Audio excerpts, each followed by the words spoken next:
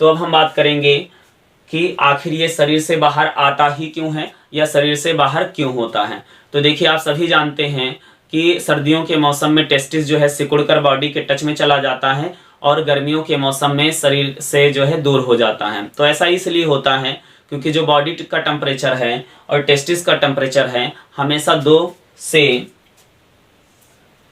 से 3 degree Celsius का अंतर होता है। क्योंकि अगर यह बॉडी के टेम्परेचर के बराबर का टेम्परेचर टेस्टिस का भी होगा तो इस कंडीशन में स्पर्म जो होंगे वो मर जाएंगे। स्पर्मेटोजेनेसिस की प्रक्रिया ही संपन्न नहीं होगी, अर्थात शुक्राणु नहीं बनेंगे, और जिससे जो व्यक्ति होगा वो क्या होगा, शुक्राणु नहीं बना पाने की स्थिति में वह कह सकते हैं बंद हो जाएगा, अर्थात वह संतान उत्पन्न नहीं कर पाएगा। इसीलिए जो है ये शरीर से बाहर रहते हैं।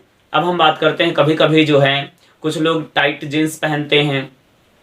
टाइट जीन्स पहनने से अगर मौसम गर्मी का है तभी ये हमारी बॉडी के टच में रहते हैं, जिससे स्पर्मेटोजेनेसिस के उपरांत क्या होता है, शुक्राणु टेम्परेचर बैलेंस ना हो पाने की स्थिति में शुक्राणु मर जाते हैं। इसीलिए ऐसे दंपतियों को संतान उत्पत्ति में समस्या हो जाती है, क्योंकि जब गायनोलॉजिस्ट आपको रिपोर्ट सजेस्ट करता है तो जब आप स्पर्मोलॉजी कराते हैं तो उसमें देखते हैं कि सीमेन आपका बहुत सारा पस बन रहा है और सीमेन में जो आप स्पर्म होता है उसमें मोर्टेलिटी वो नहीं है, कुछ फ्लैजिला नहीं है, तो ये सारी दिक्कतें आती हैं। उसका कारण यही होता है आपके तंग कपड़ों का पहनना। अब हम बात करते हैं किन लोगों को तंग कपड़े पहनने चाहिए। तो देखिए, आप सभी जानते हैं जिनमें किसी भी प्रकार की जो पेरिटोनियम लेयर होती है या किसी भी प्रकार से चोट लगने से इसमें सूजन आ जाना, या गर्मी के मौसम में आप कह सकते हैं इसमें किसी भी प्रकार का जो आप यहाँ पर आप देख रहे हैं ट्यूनिका एल्ब्यूजिनिया और ट्यूनिका वैजिनेलिस, इन परतों के बीच में एक फ्लूइड भरा रहता है।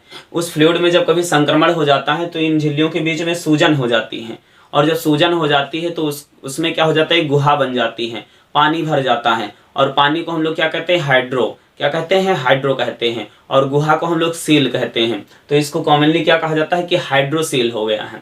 अब हाइड्रोसील के कई कारण होते हैं, कभी कभी चोट लगने से भी इसमें पानी की गुहा भर जाती है तो उसको भी हाइड्रोसील कहते हैं। कभी कभी जो इसमें वुचेरेरिया वेंकोफटाई जो होता है उसके कमी से, उसके कारण भी जो है इसमें हाइड्रोसील हो जाता है या हाइड्रोसील जैसे लक्षण हो जाते हैं।